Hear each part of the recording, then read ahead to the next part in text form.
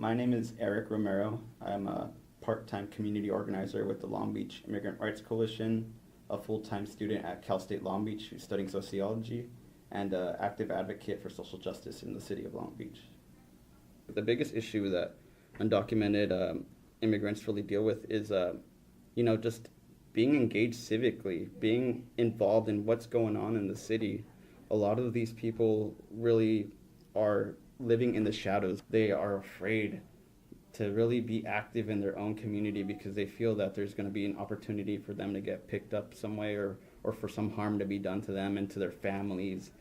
The federal government's secure communities programs where ICE agents can come into people's houses and raid their houses really create that really hopelessness or that fear in a lot of immigrants. My mother migrated from El Salvador. She escaped the civil war that was going on in the 1980s.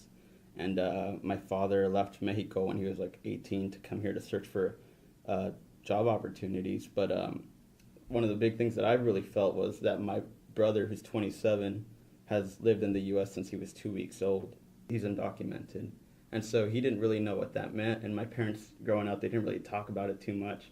And so I saw his struggle. I saw him really go from, this shining light where he saw these like opportunities, and then all of a sudden it was just like this dark casting, cloud that was coming over him, and he just went through it, and he still goes through it, and I really felt that I had to do something.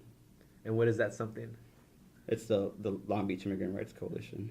The organization is a grassroots organization. It's probably as grassroots as it gets. It's professors, students, and community members and people from different organizations. And one of the things that we've been focusing on a lot is deferred action. In June, the Obama administration said that they would create a program to allow some qualified youth to apply for a work permit, a social security number, and ultimately a driver's license. And so we've been, really focusing on ensuring that people that qualify apply. Within this last year, we've been focusing on this new kind of movement that's been starting called the undocuqueer movement. People that are LGBTQ and people that are undocumented both have to go through a similar coming out process. And I've actually heard of people feeling more comfortable coming out as LGBTQ than undocumented. We're going to have healing circles for undocuqueers.